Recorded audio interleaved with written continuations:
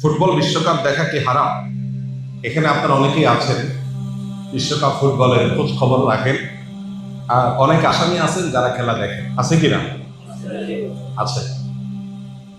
এই সমস্ত খেলাধুলা, এই সমস্ত ইভেন্টগুলো দেখা, ফলো আপ করা, এটা কি হারাম নাকি হালাল? এর চাইতে বেশি প্রাসঙ্গিক প্রশ্ন হলো, একজন আখেরাতে বিশ্বাসী ইমানদারের সাথে এগুলো যায় কি?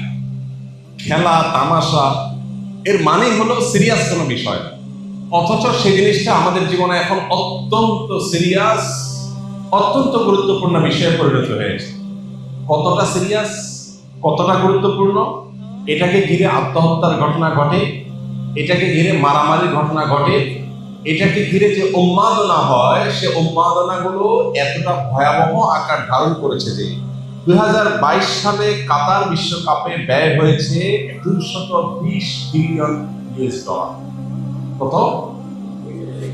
220 বিলিয়ন ডলার খরচ হয়েছে 2022-এর বিশ্বকাপে। গোটা পৃথিবীতে যত মানুষ ক্ষুধার্ত থাকে সে মানুষের সংখ্যা 82 কোটি 80 লাখ।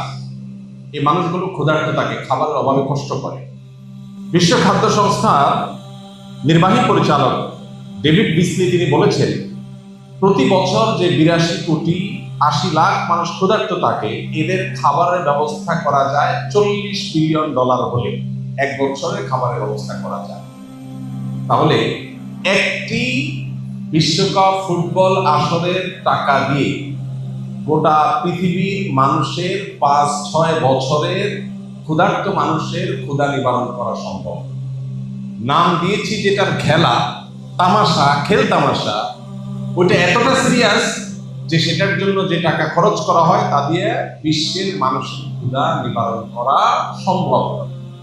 প্রিয় ভাইরা আমার, এই উন্মাদনা আমাদের দেশকে যে পরিমাণ গ্রাস করছে, খেলছে একজন, জিতলেও সে পুরস্কার পাবে, টাকা পাবে, হারলেও সে পুরস্কার পাবে, টাকা পাবে। আমার জিতও নাই, হারও নাই, কিন্তু আমি লাফাচ্ছি, আমি সিরিয়াস হয়ে যাচ্ছি, আমি হার্ট হয়ে যাচ্ছি। এর চেয়ে বড় হাস্যকর, এর চেয়ে বড় দুর্ভাগ্যজনক, এর চেয়ে বড় অযৌক্তিক কাজ পৃথিবীতে আর কি? পৃথিবী মুসলমানদেরকে, মুসলমানদের আইডেন্টিটিকে ধ্বংস করবার জন্য যে সমস্ত আয়োজন আছে, এই আয়োজনগুলোর অন্যতম হলো এই সমস্ত ইভেন্টগুলো। এটা বোঝার জন্য পণ্ডিত হওয়ার দরকার নেই, একটু চোখ কান থাকলেই, একটু আপনি চোখ কান খুললে আপনি দেখতে পাবেন যে আপনার আত্মপরিচয় ভুলিয়ে দিয়ে, আপনার আসল গন্তব্য ভুলিয়ে দিয়ে আপনাকে একটা উন্মাদনার মধ্যে সদা ব্যস্ত রাখার প্রচেষ্টার অংশ হলো এই সমস্ত আসলগুলো। একজন মুসলমান এগুলোর সাথে ইনভলভ হতে পারে না।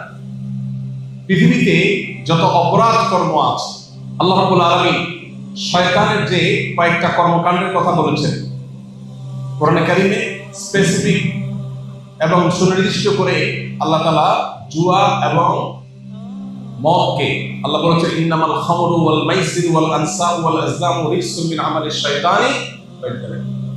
এখানে আল্লাহ তাআলা জুয়া এবং মাদক এই দুইটাকে বলেছেন শয়তানের কর্ম, বিশেষভাবে এই দুইটাকে বলেছেন। আর এই সমস্ত খেলাকে কেন্দ্র করে মাদক এবং জুয়ার সবচেয়ে বড় আসর বিশ্বব্যাপী বসে থাকে। আর জেনা, ব্যভিচারের যে পথ গোটা বিশ্বব্যাপী সবচেয়ে বেশি উন্মোচিত হয়, এই সমস্ত আসলে সেটাতে বলার অপেক্ষা রাখে। একজন মুসলমান যে আখিরাতে বিশ্বাসী, জান্নাতে বিশ্বাসী, আল্লাহতে বিশ্বাসী, তার বেঁচে থাকার জন্য তো বহু বিনোদনের ব্যবস্থা ইসলাম রেখেছে। দুর্ভাগ্যজনক বিষয়, অনেক নামাজি কালামী মানুষ এই সমস্ত খেলাধুলার খোঁজ খবর রাখে। ভাইরা আমার, আমরা আসুন তওবা করি, আল্লাহর কাছে জবাবদিহি করতে হবে। কোরআনে কারীমে সূরা মুমিনুন 18 নম্বর পারার প্রথম সূরা, আল্লাহ তাআলা এই সূরাতে বলেছেন, জান্নাতুল ফিরদাউসের অধিকারী হবে যে মানুষেরা, যারা আল্লাহর কাছে কিয়ামতের দিন সফল ঈমানদার হিসাবে উঠবে, সার্থক মুমিন হিসাবে আল্লাহর সামনে হাজির হবে। তাদের বৈশিষ্ট্য হলো ওয়াল্লাযীনা হুম আনিল লাগবি মুরিদুন, যারা অহেতুক ক্রিয়াকর্ম থেকে বেঁচে থাকবে। নবীজি সাল্লাল্লাহু আলাইহি ওয়াসাল্লাম বলেছেন, মিন হুসনি ইসলামিল মারই তারকুহু মা লা ইয়ানি, একজন মানুষের ইসলাম সুন্দর হবে যখন সে অহেতুক অনর্থক কাজ পরিহার করবে। অনর্থক কাজ করে সে কখনো ভালো মুসলমান হতে পারে না।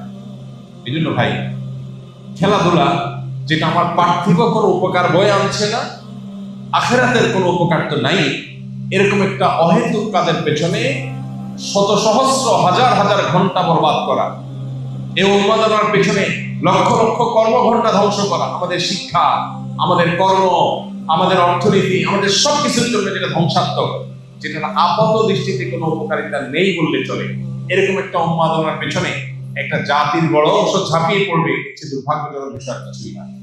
এই জন্য এটা থেকে ফেরাবার জন্য সেরকম সত্যিকারের দেশপ্রেমিক, সত্যিকারের উম্মা প্রেমিক, সত্যিকারের দেশের মানুষের কল্যাণ চায় এরকম মানুষ আমাদের সমাজে খুব বেশি নেই। আল্লাহ তাআলা সেই মানুষগুলোকে তাদের কাজটা করার তৌফিক দান করুন। আমরা ইনশাআল্লাহ এই সমস্ত উন্মাদনা, এই সমস্ত পাগলামো, এগুলো থেকে বেঁচে থাকার চেষ্টা করবো। আল্লাহ আমাদের সবাইকে তৌফিক দান করুন।